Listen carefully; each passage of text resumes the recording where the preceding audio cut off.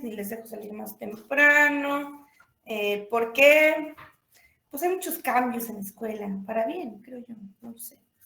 Ya no somos Campus Parral, ya se perdió ese asunto, volvimos a hacer extensión Chihuahua.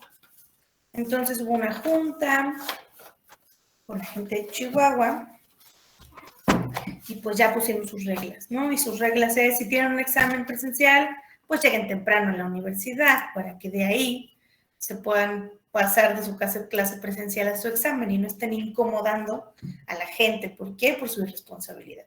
Si no alcanza el internet, que yo les dije, bueno, no alcanza, dicen ellos que no alcanza el internet y que lo saca de clase, pues que sorry, que le hagan como puedan y que se conecten todos en una computadora para que no, el internet no sea insuficiente, para que no se conecten cada quien en su compu celular, sino que se junten y de ahí todos vean la misma clase, ¿no? Entonces, oh, sorry con excuse me, pero tienen que ver cómo le hacen, llegar temprano, estarse por ahí o ahí, no lo sé. Porque lo más que les puedo dejar salir temprano son 10 minutos antes, ¿no? No puedo dejarlos más de eso. Entonces, igual los que dicen que viven lejos y que apenas están viajando a la escuela, pues otra vez, ¿no? Pues si tienen clases presenciales en la tarde y toda la mañana tienen en línea, pues lleguen a las 7 a la universidad. Otra vez, ya están grandes, ya no son niños de prepa, ¿no? Entonces, pues empiecen a hacerse responsables de su horario y vean cómo se organizan. La segunda es que los exámenes ya van a ser, ahora sí, todos presenciales. Entonces, el segundo y el tercer parcial lo vamos a hacer presencial, así vivan en China, ¿sale?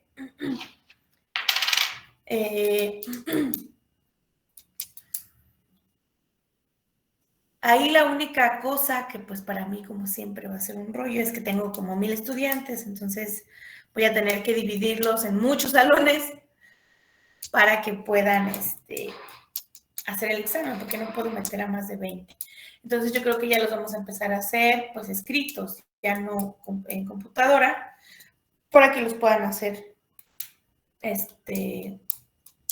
pues no al mismo tiempo, posiblemente ahí ya no se pueda al mismo tiempo, pero no sé, tres en la primera hora y otros 3 en la segunda hora, ¿no? O sea, digo 3 bloques, porque creo que solo puedo meter a 20 chiquillos en un salón. Entonces, los exámenes ya segundo y tercer parcial van a ser presenciales. No sé si es de aquí la persona, no lo sé, la verdad no tengo idea, solo sé que hay alguien que no hizo el examen, que acaban de presentar, porque se le fue el internet. Entonces, pues eso tampoco es una excusa, ¿sale? Quien no tenga internet, que se dé de baja, ¿sí? Ya también esa es la regla. Si no pueden con las clases, dense de baja, ¿no? El examen, a quien se le vaya el internet, claro que les puedo volver a hacer un examen, solo que se conectan, prenden su cámara, sacan una hoja, les dicto las preguntas y obviamente con su cámara encendida las contestan y se acabó la cosa, ¿no? La misma hora tienen para hacer el examen. Pero obviamente el de la computadora queda invalidado y les digo, y además se me hace que ya ni siquiera vamos a poder hacer esos exámenes de computadora, van a ser pues ya como a la antigüita, ¿no? Impresos.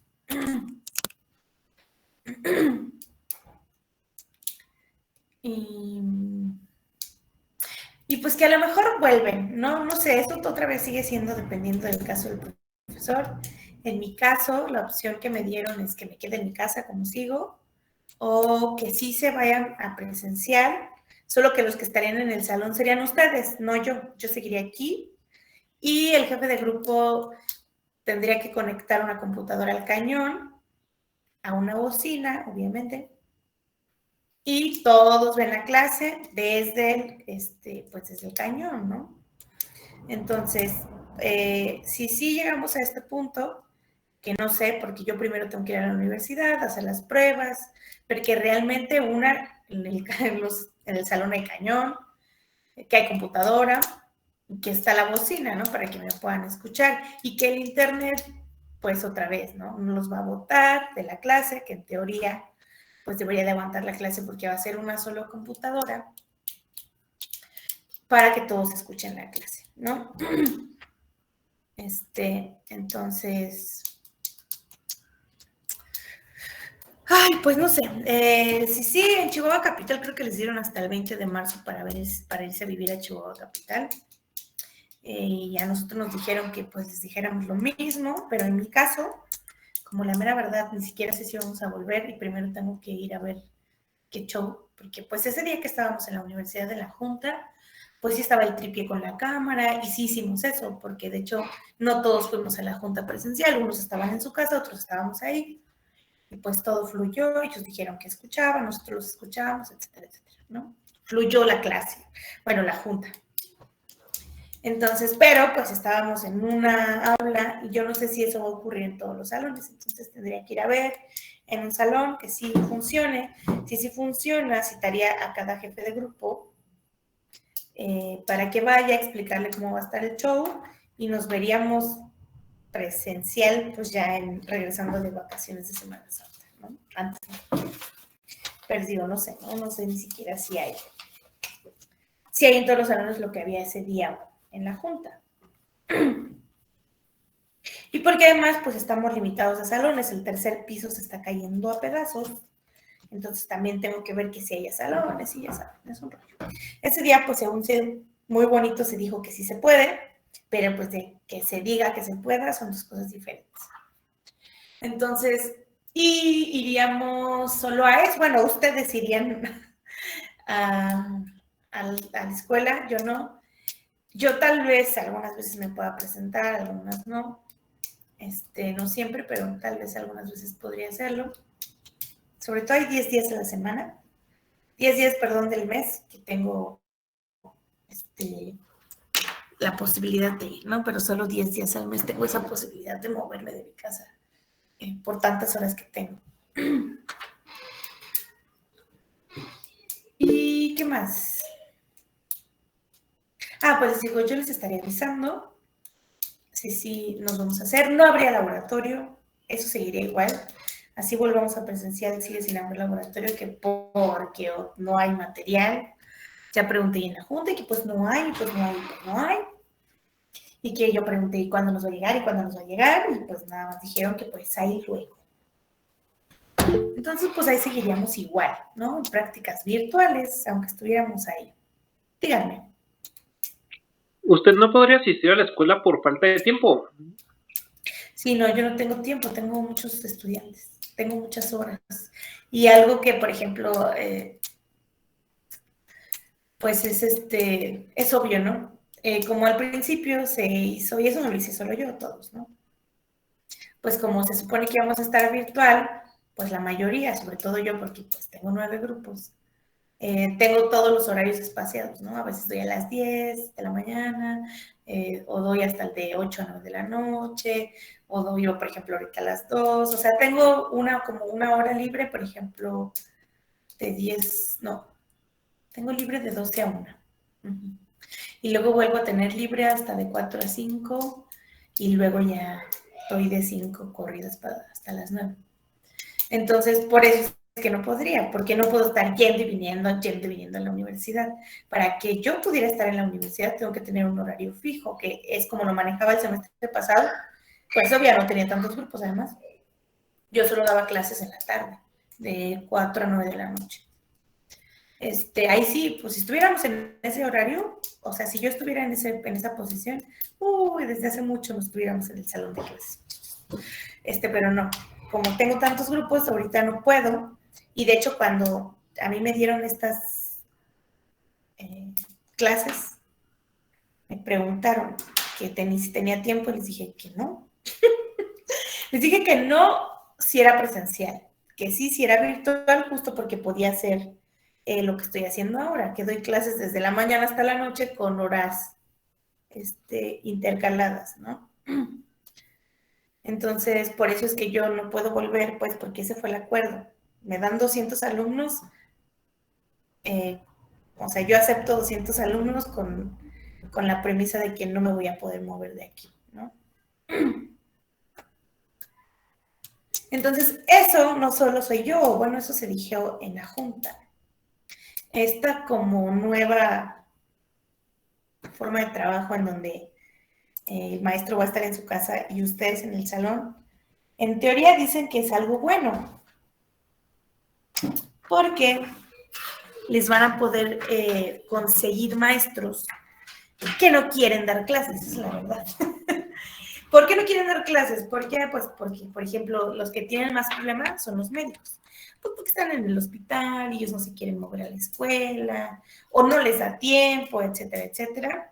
Entonces, por ejemplo, en esta modalidad ahí en Chihuahua Capital, tienen a varios cirujanos que pues desde la comodidad del hospital prenden su compu, dan una hora de clase y se regresan a sus consultas o lo que sea que están haciendo, operando la madre, ¿no?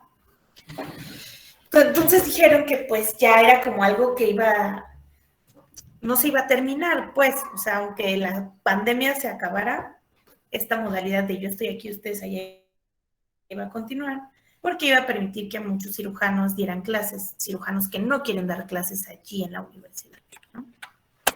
Entonces, pues él dice que es bueno porque, por ejemplo, el de quien nos hablaba es un cirujano, creo que ortopedista, y que según es muy bueno y bla, bla, bla, y pues ahora tienen la fortuna de que entrena muchachitos aunque sea en línea, ¿no? Entonces les digo, yo no sé porque pues primero tengo que ver que sí funcione esta parte de la conectividad, la cámara, etcétera, etcétera. Y sí, pues ya, ¿no? Pues así se haría. Entonces no sé quién más les vaya a decir que si vayan a volver, que si estén en la posición de volver, porque en teoría esto ya debería de ser, pues ya, ¿no? Porque según ya estamos en semáforo verde. Dime, Raquel.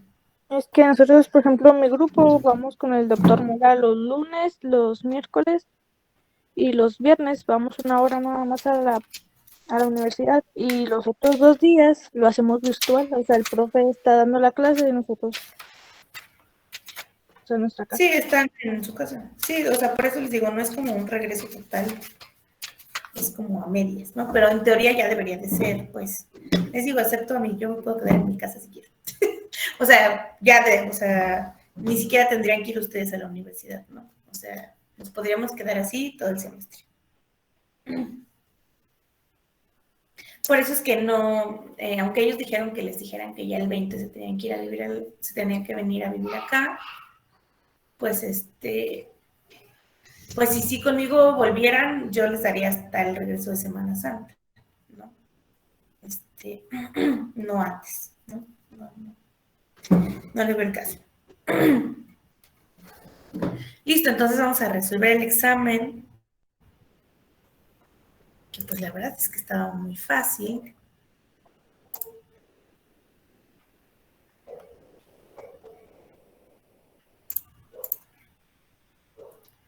Entonces vamos a ver la primera pregunta. Dice, las enzimas, ¿qué hacen las enzimas? Aceleran la reacción, ¿por qué? Porque disminuyen la energía de activación. Que es muy diferente a la energía libre de Gibbs, o sea, hace que es la energía que se desprende de la reacción, eso se los dije en una clase. La activación es independiente del signo de la reacción global, es decir, de la energía libre de Gibbs, ¿no? Esa no la modifican las enzimas. Dice, una reacción enzimática, en una reacción enzimática, la acción catalítica de las enzimas implica siempre para la formación de un complejo enzima-sustrato, ¿no? ¿En quién? Es un proceso irreversible. Una vez que se forma el complejo enzima-sustrato, ya llegamos a un paso irreversible.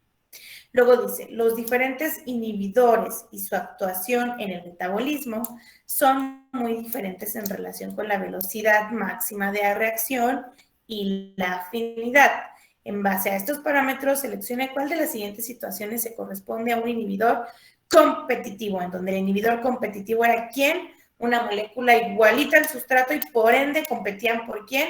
Por el sitio activo. Entonces, ¿a quién modificaba? A la KM, sin afectar ¿a quién? A la Bmax. Luego dice, las enzimas correspondientes a la clase 4 catalizan la eliminación de grupos en enlaces carbono-carbono, carbono-oxígeno, carbono-nitrógeno y otros por eliminación atómica, dando lugar a la formación de dobles enlaces sin la participación de agua u oxígeno. Y esas eran las liasas, ¿no? Las que ponían enlaces dobles o quitaban enlaces dobles. Luego, una enzima en el proceso de la catalización no produce modificaciones en quién, en la constante de equilibrio, ¿sale? Dice, los factores de la catálisis enzimática. Los factores de proximidad y la orientación consiguen el incremento de la concentración activa de los sustratos, ¿sale? Es decir, esos los vimos que eran los modelos enzimáticos que dependiendo cómo acomodaban la molécula y la aproximaban con la orientación correcta y la aproximación correcta, bajaban aumentaban la velocidad, ¿no? Entonces, eso los vimos. Es más, no los vimos en clase, fue una parte que leímos del libro. O sea, bueno, sí los vimos en clase, pero no en diapositiva, los leímos. Luego dice, según la siguiente reacción, las enzimas, la enzima que cataliza las reacciones, las ligasas, porque se está formando un enlace entre quién, entre el piruvato y el CO2, ¿sale? Es una ligasa, las ligasas formaban enlaces. Luego dice, si la velocidad depende de la primera potencia de la concentración de un solo reactivo y sugiere que el paso limitante de la velocidad es una reacción unimolecular, la reacción será primer orden. ¿Por qué? Porque depende de un solo reactivo, unimolecular, primer orden. Cuando era de dos, era segundo orden. Luego dice, considere la siguiente reacción. ¿Cuál será la expresión de velocidad para dicha reacción? Entonces, ¿quién es? Pues la velocidad de quién depende, de la concentración de quién, pues de los reactivos, no de los productos. Entonces aquí estaba fácil, pues ya es etanol y el NAD. Y luego, ¿cuáles son los coeficientes? Pues 1, porque aquí no tengo nada, y si no tengo nada es 1, se los dije, si no hay nada, significa que el coeficiente es 1. Luego dice, coloque los siguientes términos de manera correcta sobre quién, sobre la gráfica de las cinéticas de Michaelis y Menten, ¿no? Entonces aquí está B max, esta es B media y esta es la KM. Fácil, fácil. Luego dice, ¿qué inhibición está representada en la siguiente gráfica? Pues eso está muy fácil, es la inhibición no competitiva, porque si fuera competitiva, el KM estuviera hasta por acá. Entonces, la no competitiva no afecta al KM. ¿Por qué? Porque el inhibidor es diferente al sustrato, ¿sale? Entonces, ¿a quién afecta? A la velocidad máxima, es la no competitiva. Luego dice, en la presencia de alcohol deshidrogenasa, la velocidad de reacción al acetaldehído a etanol incrementa a medida que se incrementa la velocidad de la concentración de acetaldehído. Eventualmente, la velocidad de reacción alcanza su Vmax, en donde la concentración de acetaldehído ya no tiene ningún efecto sobre la velocidad, obviamente, porque estamos hablando de eso. Explique por qué, pues porque la enzima se saturó. Cuando llegábamos a la saturación no importaba que estuviéramos echando 1 kilo de sustrato, la velocidad ya no se iba a transformar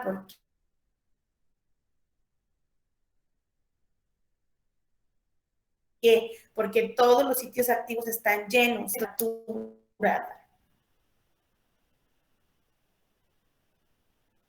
Luego dice,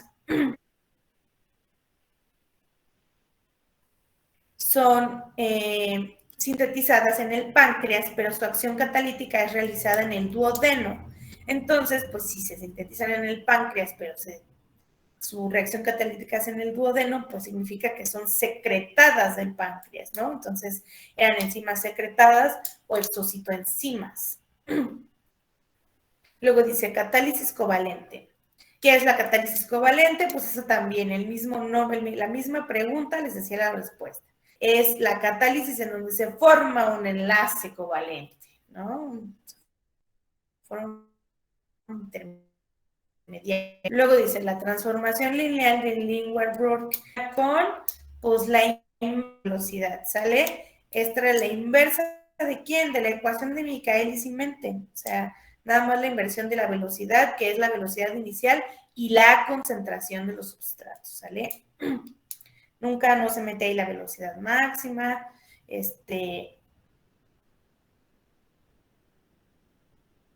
ni la inversa de la negativa de la KM, y la velocidad inicial.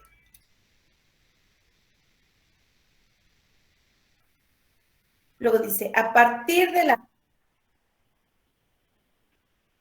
aumento o disminución del pH produce, Pues eso también estaba fácil, ¿no? Teníamos la grafiquita en donde les dije que ya fuera pH o temperatura, para cualquiera era lo mismo.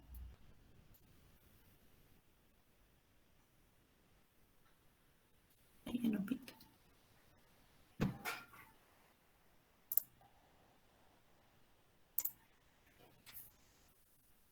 Donde se veía que estaba la velocidad y teníamos aquí el pH y la velocidad y entonces estaba así. Y aquí era la desnaturalización y este era el pH óptimo. Entonces, ¿qué pasa si bajo el pH? Pues disminuye mi velocidad. ¿Qué pasa si lo aumento? Pues disminuye mi velocidad, ¿no?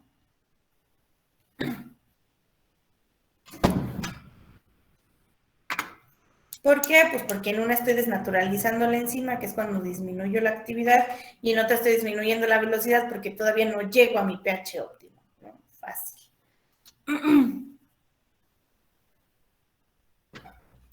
Luego dice, indique la o las afirmaciones correctas. Entonces, se dice que una enzima se regula covalentemente cuando su actividad es modificada por la unión de ciertos grupos químicos de residuos aminoácidos. Esto es verdadero. Luego dice, una enzima representa regulación alostérica cuando una molécula afectora se une en el sitio alostérico, activando o inhibiendo la enzima de la misma. Esto era verdadero. Luego dice, los simógenos son moléculas que necesitan ser activadas para convertirse en enzimas activas. Y esto era verdadero. O sea, todas las anteriores eran verdaderas. Luego dice, identifique cada uno de los siguientes compuestos como cofactor, coenzima, apoenzima o aloenzima. Y pues está fácil, ¿no? El zinc es un cofactor, el NAT es una coenzima, la alcohol deshidrogenasa activa es una aloenzima, la alcohol deshidrogenasa carente de zinc es una apoenzima y el FMN es una coenzima.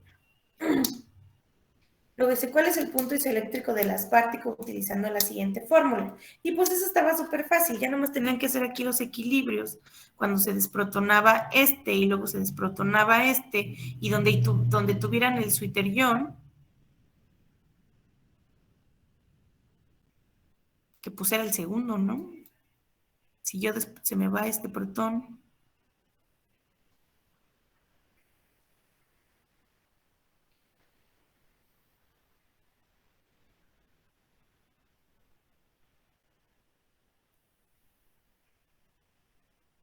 y aquí se me fue el protón, pues ya no, ahí tengo el suiterión, es una suma y luego una división, ¿no? La respuesta era 2.97. Luego dice, la doble espiral de hélice es un ejemplo de estructura supersecundaria, porque está hablando de la doble espiral de hélice.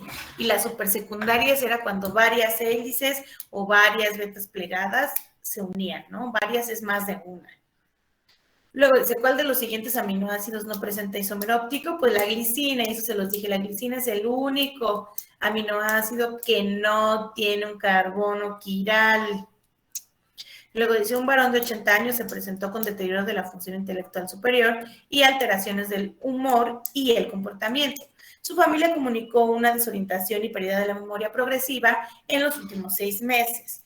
No hay antecedentes familiares de demencia, entonces el paciente fue diagnosticado provisionalmente de enfermedad de Alzheimer. ¿Qué afirmación de las siguientes describe mejor esta enfermedad? Eso no lo vimos en clase, pero venía en su tarea.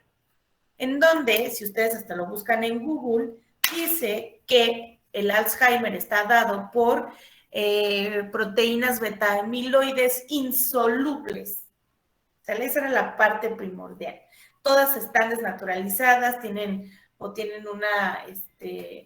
un desorden en la estructura peptídica, pero lo importante, o donde quiera que lo lean, los manejan como agregados insolubles, ¿no? Entonces dice, una mutación puntual particular produce la alteración de la estructura helicoidal de una alfa hélice en un segmento de la proteína mutante, es decir, en donde se hizo el intercambio del aminoácido.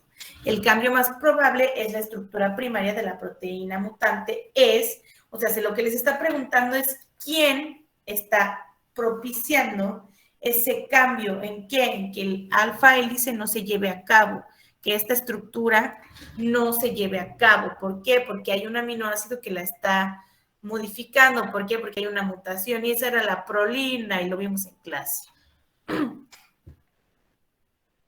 Dice, los diferentes aminoácidos presentes a un pH en el cual la solubilidad de este es prácticamente inexistente, a dicho pH se le denomina punto isoeléctrico y normalmente viene definido como el pH al cual las cargas positivas es igual al número de cargas negativas, por ende se eliminan entre ellas y la carga total es cero, ¿no? Ese era el punto isoeléctrico, donde estaba el suiterión, es lo mismo. Luego dice, estas proteínas dirigen la adquisición tridimensional nativa de las proteínas a través de intermediarios llamados glóbulos fundidos. ¿Quiénes son? Las chaperonas, son las que dirigen la adquisición tridimensional nativa de las proteínas, eran las ayudantes, ¿no? Luego dice, señala la afirmación correcta en relación con la riboflavina. Entonces, la riboflavina es una de las vitaminas más importantes que son, ¿qué? Cofactores, ¿no? ¿Quién era la parte reactiva? Pues era esta, la FMN y los FATs, que hasta los mencionaron por ahí en su exposición. Luego dice, son ácidos orgánicos con un grupo amino en posición alfa con propiedades anfóteras, es decir, pueden ser ácidos o bases con grupos R que les proporcionan sus propiedades únicas. Estos serán los aminoácidos, ¿no? También se los dije como 1000 veces. ¿Cuál es la propiedad principal de un aminoácido? Que son ácidos y bases. Luego dice, residuos que se han modificado químicamente después de haberse incorporado al polipéptido. Aminoácidos no estándar. Esto les dije, una vez que se unen a la proteína, se modifican químicamente. Y no están libres en nuestro cuerpo, o sea, no son, no se producen, pues, una vez que se liberan de la proteína y están modificados, pues es diferente, ¿no? Pero no los producimos.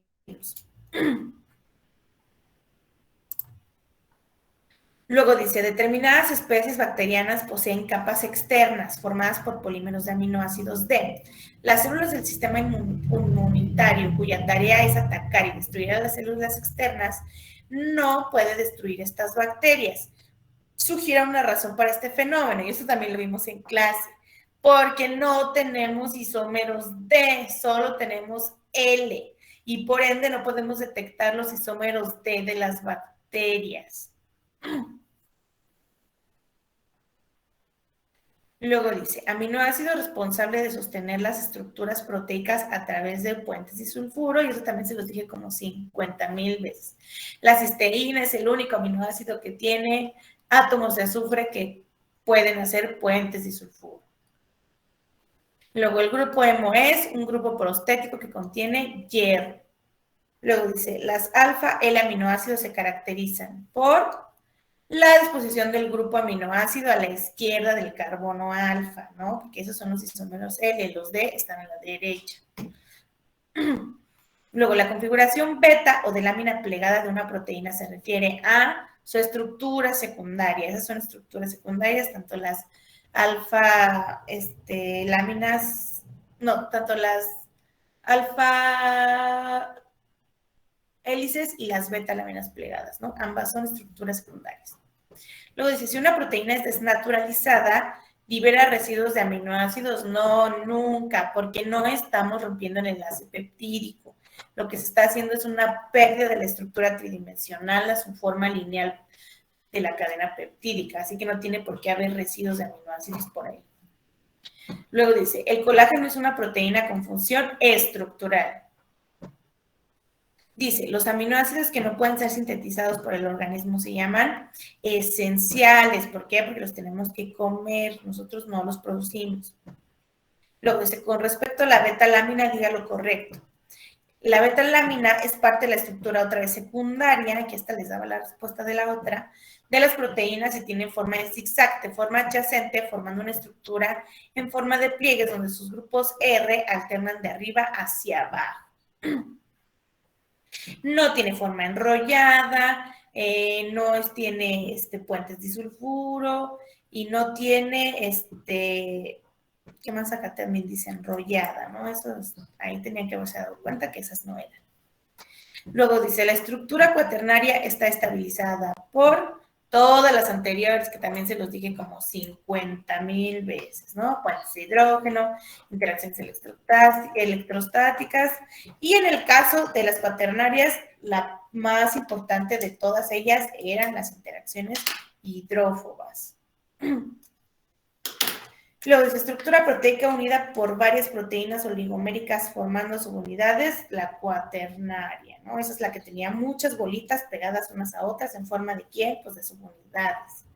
Luego dice, la estructura primaria de una proteína viene dada por la secuencia u orden de los aminoácidos. Acuérdense, les dije, dependiendo de quiénes la constituyen, van a tener una estructura primaria, secundaria, tercera, cuaternaria, ¿no? Luego, identifica la función que no es propia de las proteínas, la función vitamínica. Esa nunca se las mencioné, ¿no?